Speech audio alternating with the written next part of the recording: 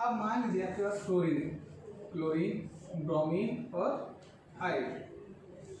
Fluorine आपने electron gain enthalpy सबसे क्या होगी, ज़्यादा होगी। ऐसे मान लीजिए मैं कहता हूँ कि फ्लोरीन इलेक्ट्रॉन गेन करने की कैपेसिटी सबसे ज़्यादा, तो ये ज़्यादा सबसे ज़्यादा खुश भी होगा, ज़्यादा एनर्जी रिलीज करेगा। मैं कहता हूँ ये एनर्जी रिलीज करता है -200 जूल। क्लोरीन की इलेक्ट्रॉन गेन करने की कैपेसिटी थोड़ी कम है, तो इसकी एनर्जी थोड़ी कम हो जाएगी, मान लीजिए 150 जूल बोल देता हूँ। चलिए ब्रोमीन की इलेक्ट्रॉन गेन करने की कैपेसिटी और कम, तो ये कितनी होगी, -100 बोल देता हूँ मैं। और आयोडीन की कितनी होगी, -50 जूल एनर्जी हो जाएगी। इलेक्ट्रॉन गेन करते हैं तो एनर्जी रिलीज होती है, ये चारों में इलेक्ट्रॉन गेन कर सकते हैं, लेकिन इनकी कैपेसिटी सबकी अलग अलग हो गई है। अब आपसे पूछेगा, आपसे चारों में ये पूछे कि बताओ सबसे ज़्यादा इलेक्ट्रॉन गेन एंथैल्पी किसकी है, तो आप क्या बताओगे? सबसे ज़्यादा इलेक्ट्रॉन गेन एंथैल्पी की वैल्यू किसकी होगी वो बताओ। फ्लोरीन की होगी कि आयोडीन की होगी? आप अगर अपना मैथ वाला सिस्टम लगाओगे ना कि नेगेटिव वैल्यू जितनी बड़ी होती है उतनी एक्चुअली वो कम होती है, तो वो वाला आप आयोडीन ही आएगा। लेकिन यहाँ आपने वो मैथ वाला फॉर्मूला नहीं लगाना चाहिए। यहाँ आपने सिर्फ क्या करना है, आपने ये डिजिट देखने हैं, जितने ज़्यादा नेगेटिव होगा। अब इसमें मैं एक लाइन बोलूँ कि फ्लोरीन की electron gain enthalpy more negative है, ज़्यादा नेगेटिव कौन, आपको ये देखना है। मोर नेगेटिव कौन है, fluorine. Less negative, less negative, less negative. तो हम दामदा ग्रुप जब भी जाओगे तो electron gain enthalpy become less negative. ये बात बोल सकते हैं कि जब हम दामदा ग्रुप जाते हैं तो इलेक्ट्रॉन गेन एंथैल्पी दामदा ग्रुप क्या होगी, लेस नेगेटिव होती रहेगी। जो सबसे साइज ज़्यादा छोटा है उसकी नेगेटिव वैल्यू सबसे ज़्यादा, मोर नेगेटिव। उससे साइज थोड़ा बड़ा होगा तो लेस नेगेटिव, फिर लेस नेगेटिव, फिर लेस नेगेटिव, ऐसे चलता जाता है। ठीक है, तो ग्रुप के अंदर जब भी इलेक्ट्रॉन गेन एंथैल्पी की बात करेंगे तो हमेशा क्या होगा, लेस नेगेटिव होता चला जाएगा। बोलो जी, इतनी बात समझ में आती है? तो ये है जी आपके पास electron gain enthalpy.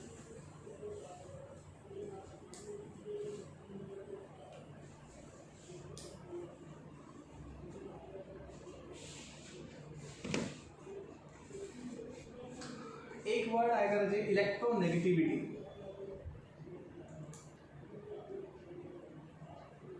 Negativity, electronegativity क्या होता है? जैसे क्लोरीन, क्लोरीन, ब्रोमीन, आयोडीन, फिर आपके पास बोरोन, कार्बन, नाइट्रोजन, ऑक्सीजन। ठीक है, ऐसे सब एलिमेंट्स होते हैं। इलेक्ट्रोनेगेटिविटी क्या होता है? कैसे देखो, हमने दो चीज़ पढ़ ली है कि जो साइज में बड़ा होता है, लार्ज साइज, वो क्या होता है, मेटल होता है। और स्मॉल साइज वाले क्या होते हैं, नॉन मेटल होते हैं। इन बातों का हमने ध्यान में रखना है। मेटल जो भी होगा वो हमेशा इलेक्ट्रॉन लॉस करता है। मेटल जो भी होता है वो क्या करता है, हमेशा इलेक्ट्रॉन लॉस करेगा। और जब इलेक्ट्रॉन लॉस करेगा उस पर कौन सा चार्ज आएगा, पॉजिटिव। और किसी भी एलिमेंट पे जो भी पॉजिटिव चार्ज आता है तो उसके कैरेक्टरिस्टिक को अपन क्या बोलेंगे कि ये एलिमेंट इलेक्ट्रो पॉजिटिव नेचर का है। क्या ये बात बोल सकता हूँ? तो ये मेटल क्या है, इलेक्ट्रो पॉजिटिव नेचर का है, क्योंकि उसके ऊपर पॉजिटिव चार्ज कैरी कर रहा है। जो स्मॉल साइज एलिमेंट होते हैं वो क्या करेंगे, इलेक्ट्रॉन गेन करते हैं। गेन करें तो कौन सा चार्ज आएगा, नेगेटिव। तो इनको हम क्या बोलेंगे, इलेक्ट्रो नेगेटिव एलिमेंट बोलेंगे। इनको क्या बोलेंगे, इलेक्ट्रोनेगेटिव। जो एलिमेंट इलेक्ट्रॉन लॉस करते हैं उन पे पॉजिटिव चार्ज कैरी करेगा, उन एलिमेंट को हम क्या बोलेंगे, they are electropositive metal या एलिमेंट। और उनकी कैरेक्टरिस्टिक को क्या बोलेंगे, इलेक्ट्रो पॉजिटिविटी। अगर आपसे मेटल के बारे में पूछे भी कौन सी प्रॉपर्टी शो करता है तो आप बोलेंगे कि ये इलेक्ट्रो पॉजिटिविटी शो करते हैं, पॉजिटिव चार्ज है। नॉन मेटल हमेशा इलेक्ट्रॉन गेन करेगा तो नेगेटिव चार्ज आता है। नेगेटिव चार्ज आएगा तो उसकी प्रॉपर्टी को क्या बोलेंगे, भाई ये इलेक्ट्रोनेगेटिविटी है। ये क्या शो करते हैं, इलेक्ट्रो नेगेटिविटी शो करते हैं। और ये खुद क्या होता है, इलेक्ट्रो नेगेटिव नेचर के होते हैं, तो इसको बोलेंगे इलेक्ट्रो नेगेटिविटी। अब आपसे ये बोलेगा डाउन द ग्रुप जाओगे तो इलेक्ट्रो नेगेटिविटी कम होगी कि ज़्यादा होगी, ये बताओ। नहीं कम होगी, सॉरी। और आप लेफ्ट टू राइट जाओगे तब इलेक्ट्रो नेगेटिविटी क्या होगा, ये बताना क्या। सिंपल सा एक फैक्टर कि electronegativity inversely proportional to the size होती है। कह सकते हैं ये बात, साइज जितना छोटा होगा इलेक्ट्रो नेगेटिविटी उतनी ज़्यादा होगी। साइज जितना बड़ा होगा इलेक्ट्रोनेगेटिविटी उतनी क्या होगी, कम होगी। इलेक्ट्रोनेगेटिविटी उतनी क्या होगी रजे, कम होगी। और उल्टा भी हो सकता है, इलेक्ट्रोपॉजिटिव, दोनों को इकट्ठा ही पढ़ते हैं। इलेक्ट्रोपॉजिटिव डायरेक्टली प्रोपोर्शनल होता है जी साइज के। साइज जितना छोटा होगा इलेक्ट्रोनेगेटिविटी ज़्यादा होगी, साइज जितना बड़ा होगा इलेक्ट्रोपॉजिटिविटी ज़्यादा होगी। ठीक है ये बात। और क्या रहेगा इसमें, हाँ लेफ्ट टू राइट जाएंगे तो क्या होगा, देखो यहाँ साइज बोरोन का लार्ज होता है, स्मॉल स्मॉल स्मॉल स्मॉल, यहाँ जाते तो साइज स्मॉल होता जा रहा है, और हमें पता है साइज स्मॉल होता जा रहा है तो यहाँ इलेक्ट्रोनेगेटिविटी कम, ज़्यादा ज़्यादा ज़्यादा सबसे ज़्यादा। तो साइज इधर जाएंगे तो इलेक्ट्रोनेगेटिविटी क्या करेगी रजे, इंक्रीज करेगी। आप नीचे जा रहे हो तो साइज इंक्रीज करता है, और जब साइज इंक्रीज करेगा तो इलेक्ट्रोनेगेटिविटी क्या होगी, डिक्रीज हो जाएगी। तो डाउन द कुछ जाएंगे तो इलेक्ट्रोनेगेटिविटी क्या होती है रजे, डिक्रीज होती है। बोलो जी क्या ये बात समझ में आती है आपको? ठीक है, बस इन दो बातों को ध्यान रखा करो, छोटी छोटी बातें हैं भाई। साइज स्मॉल है तो इलेक्ट्रोनेगेटिविटी ज़्यादा होगी, और साइज लार्ज है तो क्या होगा, इलेक्ट्रोपॉजिटिविटी ज़्यादा होगी। बोलो जी क्या इतनी बात सबको समझ में आती है? ठीक है, तो ये हमारा टॉपिक था electronegativity.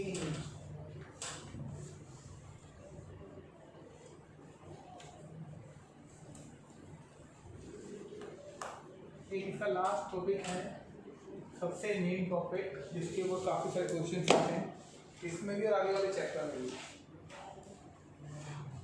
Effective nuclear charge. Effective nuclear charge, ये बहुत ही इंपॉर्टेंट टॉपिक है, प्लीज आप इसको ध्यान से समझिएगा। कहते हैं इफेक्टिव न्यूक्लियर चार्ज क्या होता है। ऐसा होता है, सपोज कीजिए, मान लीजिए न्यूक्लियस है, न्यूक्लियस के पहले शेल में 2 इलेक्ट्रॉन होते हैं, इसमें भी 2 इलेक्ट्रॉन होंगे। तो देखो हमें पता है कि ये अट्रैक्शन करेगा, न्यूक्लियस जितने भी इलेक्ट्रॉन होते हैं सबके साथ अट्रैक्शन करता है। न्यूक्लियस का काम है इलेक्ट्रॉन से अट्रैक्शन करना है। अब ये भी क्या करेगा, अट्रैक्शन करेगा। ठीक है, इधर अब ध्यान देने वाली बात ये है, कहता अब अपना हम नॉर्मली सोचते हैं कि इनकी जो अट्रैक्शन है क्या इसकी भी उतनी अट्रैक्शन होगी। आप सोचो, क्या ये 2 इलेक्ट्रॉन की जो जितनी अट्रैक्शन इस न्यूक्लियस के साथ है, क्या इस इलेक्ट्रॉन की भी इतनी अट्रैक्शन होगी? हम बोलेंगे नहीं। क्यों? क्योंकि ये थोड़ा दूर है, ये थोड़ा क्या है, दूर है। तो हम सोचते हैं, सपोज करो ये 100% अट्रैक्शन करते हैं, तो ये बोलेगा जी, हम कहते हैं ये कितना करता होगा, ये 80% अट्रैक्शन करेगा। ये क्या करेगा, 80% कर लेगा जी इसके मुकाबले। लेकिन ये सिर्फ हम सोच रहे हैं, हम ये क्या करें, अजम्पशन करें कि काश ऐसा होता होगा। भाई हमने मान लिया भी 80% वो अट्रैक्शन करेगा। ठीक है, और आपको एक वर्ड सिखाया था ना कि मान लीजिए ये न्यूक्लियस जब इलेक्ट्रॉन पे अट्रैक्शन करता है तो उसको बोलते हैं न्यूक्लियर चार्ज। क्या बोलेंगे इसको, न्यूक्लियर चार्ज के नाम से जाना जाता है। लेकिन अब क्वेश्चन यही है जी, हम इसको पढ़ेंगे कि ये इलेक्ट्रॉन जब इससे न्यूक्लियस से अट्रैक्शन करेगा तो हम जितनी वैल्यू सोच रहे हैं क्या उतनी वैल्यू आएगी? हम बोलेंगे नहीं, उतनी वैल्यू कभी भी नहीं आती। जितना आप सोचते हो उतनी आसान नहीं होती। तो कहते हैं क्यों, उसमें क्या क्या दिक्कत आती है, क्या नहीं आती, वो हमें सब पढ़ना था। उसको बोलेंगे इफेक्टिव न्यूक्लियर चार्ज, कि इस दोनों के इलेक्ट्रॉन को, इस न्यूक्लियस और इलेक्ट्रॉन को अट्रैक्ट करने में कौन बीच में तंग कर रहा है या कौन बीच में उसको ऑब्स्टेकल कर रहा है। ठीक है, अब सुनना जिसको ध्यान से, ये तो इसका था मतलब कि एक्चुअली होता क्या है। अब करते हैं इसको, ये आपका न्यूक्लियस है। न्यूक्लियस के पहली शेल होती है के वाली, मैं पूरा नहीं बना रहा, सिर्फ इतना बना रहा हूँ। ये इसको बोलेंगे इनर ऑर्बिटल। क्या बोलेंगे, इनर ऑर्बिटल। इनर ऑर्बिटल में हमेशा कितने इलेक्ट्रॉन होते हैं, 2। ऐसे इसके बाहर एक आउटर ऑर्बिटल होगी एल वाली, जो न्यूक्लियस के सबसे पास उसको इनर बोलते हैं, उसको फिर आउटर हो जाती है वो बाहर वाली आउटर ऑर्बिटल। मान लीजिए अब आपके पास यहाँ एक इलेक्ट्रॉन आता है, यहाँ क्या है, एक इलेक्ट्रॉन रखा हुआ है। अब होगा क्या, कहते हैं आपके पास है ना ये वाले इलेक्ट्रॉन और ये न्यूक्लियस दोनों अपोजिट चार्ज हैं, क्या ये क्या करेंगे, अट्रैक्शन करेंगे कि रिपल्शन करेंगे, बोलो। कहता जी ये अट्रैक्शन करेगा और ये भी अट्रैक्शन करेगा, ठीक है। और आपके पास ये वाला जो आउटर वाला न्यूक्लियस है दूर है, लेकिन अट्रैक्शन ये भी करेगा। ये न्यूक्लियस चाहता है कि इसको भी मैं अट्रैक्शन कर लूँ इसके साथ, तो अट्रैक्शन हो रही है। अब आगे दिक्कत, ये जो इनर इलेक्ट्रॉन होते हैं ना, इनको ये लगता है कि इस न्यूक्लियस पर सिर्फ हमारा हक है। इन दोनों को क्या लगता है कि इस पर सिर्फ हमारा हक है। हम अब ये इलेक्ट्रॉन क्यों इसके साथ अट्रैक्शन कर रहा है, ठीक है, समझ में आएगी बात। अब बताओ ये दो इलेक्ट्रॉन क्या करेंगे, क्या करेंगे, उसको भगाने की कोशिश करेंगे। उनका मकसद क्या है, तो कैसे भी करके इन दोनों का मकसद है इस इलेक्ट्रॉन को इससे अट्रैक्शन ना होने देना। क्लियर होगी बात, इसको कहानी के तौर पे लेके चलना। तो अब ये क्या करेंगे, कहता है ये करेंगे रिपल्शन। ये क्या करेंगे, दोनों रिपल्शन करेंगे, ठीक है। अब देखो एक ही टाइम के अंदर दो टाइप के फोर्स लग रहे हैं, एक ही टाइम के अंदर दो टाइप के फोर्स लगे। कौन कौन से लग रहे हैं बताओ। एक ही टाइम पे देखो ध्यान से, ये न्यूक्लियस चाहता है कि मैं इसके साथ अट्रैक्शन करूं, अट्रैक्शन भी हो रहा है। ये दो इलेक्ट्रॉन्स को रिपेल करने में लगे हुए हैं, तो क्या हो रहा है, रिपल्शन भी हो रहा है। क्या हो रहा है, रिपल्शन और अट्रैक्शन दोनों होते हैं। तो अब होगा तो कोई तो एक तो जीतेगा ना। तो इसमें ना कई सारी क्या होती है मुझे पॉसिबिलिटी है, दो पॉसिबिलिटी है। अगर सपोज करो if attraction greater than repulsion, सुनना बहुत ध्यान से, बहुत काम करे। सपोज करो इस न्यूक्लियस की अट्रैक्शन पावर ज़्यादा है और इन दोनों की किसी वजह से रिपल्शन पावर कम है, तो ओवरऑल क्या होगा, ओवरऑल क्या होगा, अट्रैक्शन होगी। अब ये न्यूक्लियस अरे इनकी रिपल्शन पावर कम है, इसकी अट्रैक्शन पावर ज़्यादा है, अट्रैक्शन होगी। और आपको पता है जब अट्रैक्शन होती है तो ये इलेक्ट्रॉन यहीं रहेगा कि पास आ जाएगा, पहले के मुकाबले, यहाँ के मुकाबले हम सोचते हैं इलेक्ट्रॉन यहाँ होना चाहिए हमारी कैलकुलेशन के हिसाब से, लेकिन अब इसके अट्रैक्शन की वजह से इलेक्ट्रॉन यहाँ ना आगे कहाँ आएगा, पास आ जाएगा। जब पास आ जाएगा तो अब साइज यहाँ की हो जाए, यहाँ से मेजर करेंगे तो साइज पहले के मुकाबले क्या होगा, कम। तो साइज, तो अट्रैक्शन जब भी ज़्यादा होगी रिपल्शन से तो साइज क्या होता है, हमेशा डिक्रीज होगा। क्या ये बात समझ में आई आपको। जब भी अट्रैक्शन रिपल्शन से ज़्यादा होगा तो साइज क्या करेगा, डिक्रीज करेगा। अब दूसरा फैक्टर सुनो, if repulsion greater than attraction,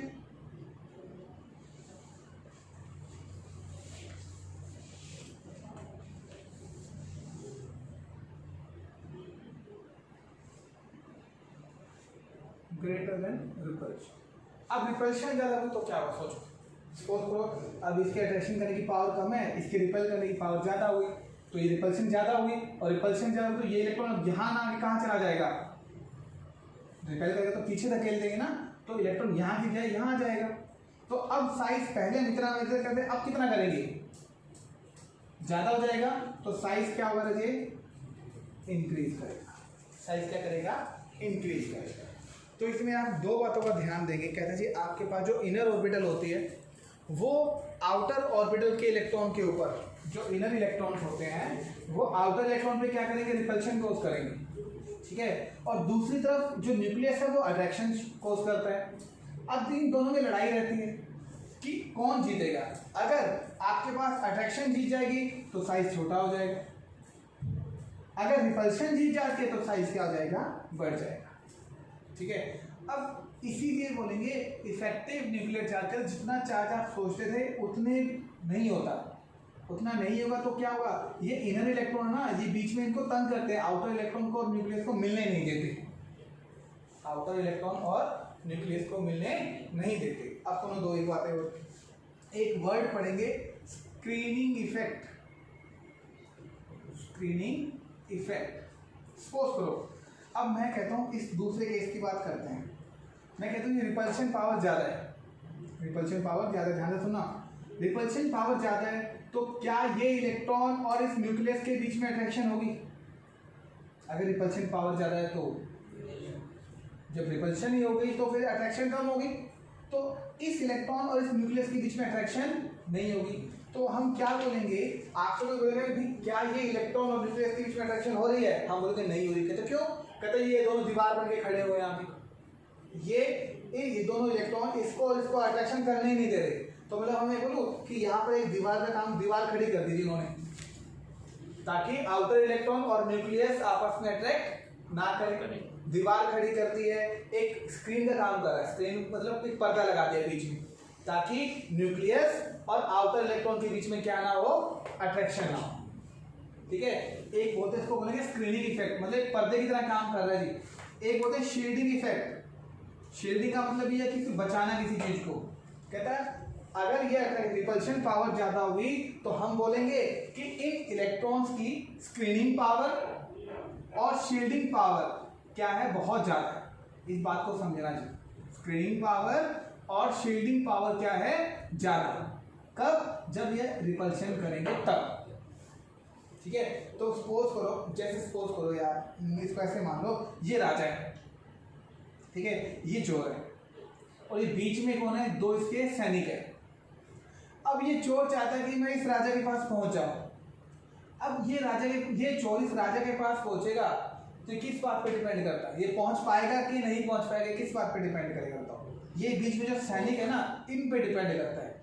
अगर ये सैनिक बहुत ज्यादा स्ट्रॉन्ग है तो क्या ये सैनिक इसके राजा के पास पहुंचेगा? नहीं, ये इसको पहले ही रोक लेंगे। तो मतलब उसने क्या किया, एक पर्दा लगा दिया ताकि इसके पास पहुंचे ना। तो उसको बोलेंगे कि इन इलेक्ट्रॉन्स की स्क्रीनिंग पावर या शील्डिंग पावर क्या है, हाई है। इसलिए इस इलेक्ट्रॉन का और इस न्यूक्लियस का आपस में अट्रैक्शन नहीं हुआ, इस राजा और चोर का आपस में अट्रैक्शन नहीं होने देता, उसके पास पहुंचने नहीं देता। एक बात क्लियर हुई। दूसरा, अगर मान लीजिए ये सैनिक इसके कमजोर है और ये जो चोर है वो ताकतवर जाता है, तो क्या होगा? तो ये इन दोनों को मार के इसके पास आ जाएगा। पास आ जाएगा तो पहले के मुकाबले साइज क्या होगा, छोटा। तो हम बोलेंगे ना, फिर क्या बोलोगे आप? फिर आप ये बोलोगे कि इस केस में तो क्या बोलेंगे, स्क्रीनिंग पावर हाई। क्या बोलूं मैं? स्क्रीनिंग पावर क्या है, हाई। तभी तो क्या हुआ, अट्रैक्शन कम है, रिपल्शन ज्यादा है, तो साइज क्या होता है, हमेशा इंक्रीज करेगा। ठीक है, लेकिन अगर सपोज करो ये कमजोर है तो हम बोलेंगे स्क्रीनिंग पावर क्या थी इनकी, रोकने की पावर क्या है, पुअर। बोल सकता हूं मैं? अगर ये कमजोर है तो हम क्या बोलेंगे, भाई ये तो रोक ही नहीं पाए, इसको कमजोर थी, तो क्या बोलेंगे, अगर स्क्रीनिंग पावर पुअर है तो क्या होगा, अट्रैक्शन ज्यादा हो जाएगी इस चोर और राजा के बीच में, रिपल्शन क्या हुई, कम, तो साइज हमेशा क्या होगा, पहले के मुकाबले छोटा हो जाएगा। बोलो जी, क्या ये बात पहले पड़ती है? इसी को बोलते हैं इफेक्टिव न्यूक्लियर चार्ज, कि आपके पास ये जो इलेक्ट्रॉन है, आउटर इलेक्ट्रॉन, और इस न्यूक्लियस के बीच में कितना चार्ज आएगा, वो सिर्फ आप इस बात पे डिपेंड करता है कि बीच में ये इलेक्ट्रॉन है वो कितने हैं। उनकी कैलकुलेशन के बाद हमें पता चलेगा कि साइज बढ़ेगा कि साइज क्या होगा, कम होगा। बोलो जी, क्या ये बात समझ में आती है? ठीक है, इसको बोलते हैं शील्डिंग इफेक्ट। अगर आपके पास शील्डिंग इफेक्ट हाई है तब तो क्या होगा, अगर शील्डिंग पावर ज्यादा है, स्क्रीनिंग पावर ज्यादा है तो रिपल्शन ज्यादा होगी, और रिपल्शन ज्यादा होगी तो साइज क्या करेगा, इंक्रीज। अगर शील्डिंग पावर और स्क्रीनिंग पावर पुअर है तो साइज क्या होता है, हमेशा डिक्रीज। ठीक है जी, अब देखो और देखते हैं इसमें थोड़ा सा।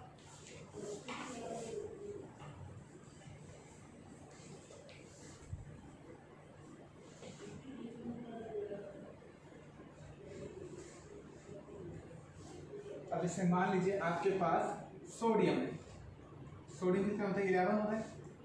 अब सोडियम के लिए आप ऐसे करेंगे, देखो पहले शेल, पहले न्यूक्लियस होता है, पहले के शेल होती है, के भी कितने होते हैं, 1s2। ठीक है, फिर आपके पास कितने होते हैं, 2s2। फिर कितना होता है आपके पास, 2p6,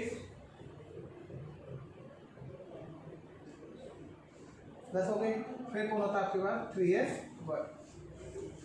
अब आपको हमेशा जो इफेक्टिव न्यूक्लियर चार्ज निकालना था वो लास्ट लेवल पर जनरली देख, मतलब अब आपसे ये पूछे कि इस इलेक्ट्रॉन और इस न्यूक्लियस के बीच में अट्रैक्शन करवानी है, ठीक है, ये हमने यहाँ अट्रैक्शन करवानी है। तो आप बताओ रहे इस न्यूक्लियस और इस आपके इलेक्ट्रॉन, आउटर इलेक्ट्रॉन के बीच में कितने इलेक्ट्रॉन ऐसे हैं जो उसको रोकेंगे? 10 के 10 इलेक्ट्रॉन है, ये हमेशा। अब ये सबसे आउटर इलेक्ट्रॉन, तो ये बाकी सब क्या बोलेंगे? इनर ऑर्बिटल, ये इनर इलेक्ट्रॉन बोलेंगे। अब ये न्यूक्लियस से आता है कि ये इलेक्ट्रॉन मेरे पास आ जाए, तो बताओ ये इतने सारे इलेक्ट्रॉन्स क्या करेंगे? इसको रिपेल करेंगे ना। और इन सबकी रिपेल करने की पावर क्या होती है? अलग अलग होती है, क्योंकि ये सब अलग अलग ऑर्बिटल में होते हैं। अब मान लो ये 1s ऑर्बिटल है तो इसकी पावर अलग होगी, ये 2s ऑर्बिटल है तो इसकी पावर अलग होगी, ये 2p ऑर्बिटल है तो इसकी पावर अलग होगी। सब इलेक्ट्रॉन्स की पावर क्या होती है? अलग अलग होती है। और वो जो पावर होती है वो डिपेंड करती रहती है ऑर्बिटल के ऊपर। ये बात ध्यान रखना। देखो इलेक्ट्रॉन तो सारे इलेक्ट्रॉन एक जैसे ही होते हैं, लेकिन अब एक 1s ऑर्बिटल में या कोई s ऑर्बिटल मान लो, कुछ ऑर्बिटल क्या होंगे? p में होंगे, कुछ d में होंगे, कुछ क्या होंगे? f में होंगे। ठीक है, तो इससे ही पता चलेगा वो इलेक्ट्रॉन कमजोर है कि स्ट्रॉन्ग है, जिस ऑर्बिटल के, क्योंकि ऑर्बिटल का ही खेल होता है सारा। अब इसमें आप हमेशा ध्यान रखना, जो इलेक्ट्रॉन s और p में होते हैं ना, वो स्ट्रॉन्ग इलेक्ट्रॉन होते हैं, वो स्ट्रॉन्ग रिपल्शन करते हैं। ये बात आपने याद, वो क्या करते हैं? स्ट्रॉन्ग रिपल्शन करते हैं। जो इलेक्ट्रॉन s और p में होंगे ना, वो हमेशा क्या करेंगे? स्ट्रॉन्ग रिपल्शन करेंगे। लेकिन जो इलेक्ट्रॉन d और f ऑर्बिटल में होते हैं वो पुअर रिपल्शन करते हैं। वो क्या करेंगे? पुअर रिपल्शन करते हैं। कैसे बोल सकते हैं?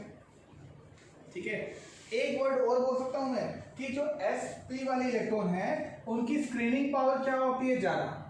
स्क्रीनिंग पावर क्या होगी? हाई। क्या बोल सकते हैं ये बात? क्यों? रिपल्शन ज्यादा करेंगे तो स्क्रीनिंग पावर अच्छी करेंगे, रोक लेंगे उसको। तो s और p ऑर्बिटल के इलेक्ट्रॉन्स की स्क्रीनिंग पावर क्या होती है? हाई होती है। और d और f ऑर्बिटल की स्क्रीनिंग पावर क्या होती है? पुअर होती है। क्या होती है? d और f ऑर्बिटल की स्क्रीनिंग पावर क्या होती है? पुअर होती है। ठीक है, अगर आपके इलेक्ट्रॉन d और f ऑर्बिटल में आएंगे तो रिपल्शन नहीं कर पाते ज्यादा, जिससे साइज बढ़ने की बजाय क्या हो जाएगा? कम हो जाता है। साइज बढ़ने की बजाय क्या हो जाएगा? कम हो जाएगा। और जब अगर इलेक्ट्रॉन s और p में रहेंगे तो उनकी रिपल्शन पावर क्या होती है? ज्यादा होती है, जिसकी वजह से क्या होगा? वो साइज क्या हो जाएगा? बढ़ जाएगा। ठीक है, तो इसको बोलते हैं इफेक्टिव न्यूक्लियर चार्ज के नाम से जाना जाता है।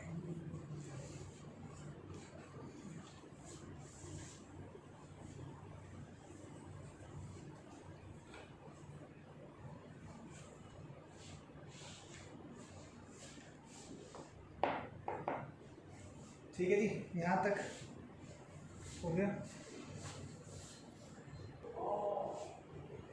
इसमें एक वैल्यू आएगी, calculation the effective nuclear charge. Calculation the effective nuclear charge, जैसे आपसे बोलेगा कि कैलकुलेट द जेड इफेक्ट, उसको जेड इफेक्ट बोलते हैं। जेड इफेक्ट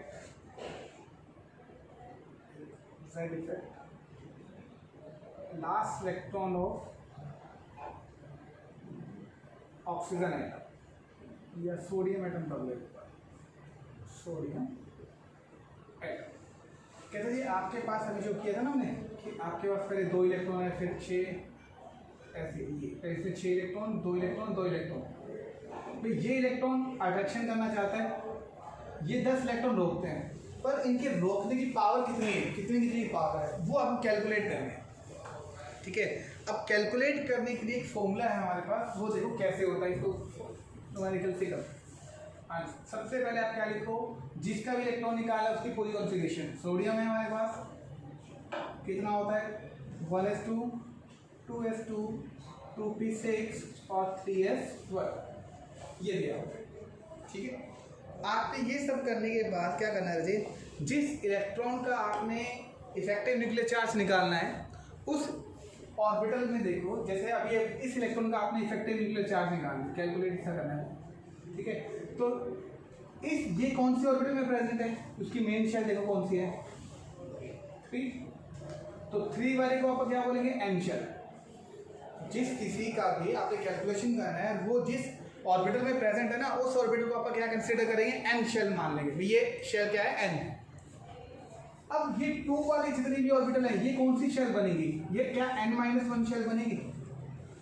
अगर मैं 3 को n कंसीडर करता हूं तो आगे वाली क्या बनेगी? n-1। और इससे आगे वाली को मैं क्या बोलूंगा, n-2 के नाम पे जानेंगे। 3 अगर n है तो n-1 क्या होगा 2, और n-2 क्या होगा 1। तो इस ऑर्बिटल को हम ऐसे भी तो लिख सकते हैं, अगर मैं इसको n मानता हूं तो ये वाली ऑर्बिटल क्या होगी n-1 ऑर्बिटल, ये वाली ऑर्बिटल क्या होगी 1 वाली n-2 ऑर्बिटल। क्या ये बात ठीक है? अब इन्होंने एक रूल दिया हुआ है कि आप जो n वाली ऑर्बिटल है, n ऑर्बिटल, उसकी कैलकुलेशन हमेशा करोगे 0.35 से, जितने भी इलेक्ट्रॉन है। n-1 ऑर्बिटल को कैलकुलेट करोगे आप 0.85 से, और n-2 ऑनवर्ड्स आगे n-3, 4 बाय उनको करेंगे 1 से मल्टीप्लाई। ठीक है, तो अब आप कैलकुलेट करो, आपका आंसर आ जाएगा। कैसे आएगा वो देखोगे। आपके पास n ऑर्बिटल में कितने इलेक्ट्रॉन है? एक ही है, लेकिन आप खुद देखो ये एक इलेक्ट्रॉन है, इसकी तो हमने कैलकुलेशन निकालनी है। अब ये अपने आप को अपोज थोड़ी करेगा। जैसे आपके पास ये दिया ना पॉजिटिव, ये 2 इलेक्ट्रॉन, ये 6 इलेक्ट्रॉन और ये इलेक्ट्रॉन, तो आपको कहता है कि इस इलेक्ट्रॉन की निकालो भी, इसकी और इसकी अट्रैक्शन में कितनी प्रॉब्लम आएगी, तो कितने इलेक्ट्रॉन प्रॉब्लम क्रिएट करेंगे? 10 करेंगे। क्या हम ये करेगा खुद को अपने आप को रोकेगा? तो इसकी कैलकुलेशन थोड़ी करेंगे हम। तो जिसकी आपको इफेक्टिव न्यूक्लियर चार्ज निकालना है उसको कैलकुलेट नहीं करेंगे, क्योंकि खुद को थोड़ी अपने आपको अपोज करेगा, तो इसको नहीं करेंगे। 11वां इलेक्ट्रॉन है, इससे बीच में जो 10 इलेक्ट्रॉन है इनको चेक करेंगे। अब देखो n वाली ऑर्बिटल में कोई नहीं है तो 0 प्लस, अब चेक करो n-1 कितने इलेक्ट्रॉन है इसके अंदर? 8 इलेक्ट्रॉन है। 8 इलेक्ट्रॉन है, कितने से मल्टीप्लाई करेंगे? 0.85 से, प्लस n-2 ऑर्बिटल में कितने इलेक्ट्रॉन है, कितने से मल्टीप्लाई करेंगे? 1 से, तो 2 हो जाएगा जी। 2 प्लस 8 इंटू 0.85 प्लस 0, क्या आंसर आएगा आपका? चेक करना।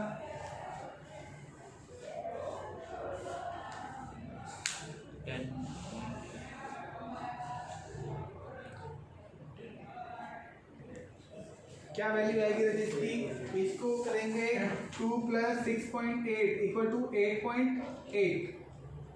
ठीक है, ये जो आप कैलकुलेशन कर रहे हो ना, कैलकुलेट करना, इसको बोलते हैं शील्डिंग इफेक्ट या शील्डिंग कांस्टेंट बोलेंगे।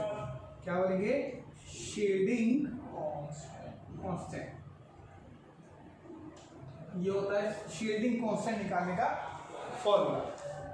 अब Z इफेक्ट कैसे निकालोगे? इसका भी फॉर्मूला होता है Z इफेक्ट का। कहते हैं Z इफेक्ट कैसे निकालोगे? कहते हैं जी एटॉमिक नंबर जिस एलिमेंट का निकाल रहे हो minus shielding effect, shielding constant, sigma इसका सिंबल होता है। तो देखो जी Z इफेक्ट कितना आएगा? कहते हैं जी एटॉमिक नंबर कितना होता है 11 माइनस शील्डिंग, ये शील्डिंग कांस्टेंट कितना है 8.8, कितना आया? क्या ये आपके पास 2.2 नहीं आएगा? तो आपका शील्डिंग इफेक्ट कितना आया? 2.2 आया। तो ऐसे आप किसी का भी effective nuclear charge find out कर सकते हो। क्लियर हुआ जी आपको? तो आज यहाँ तक करेंगे, बाकी कल करेंगे।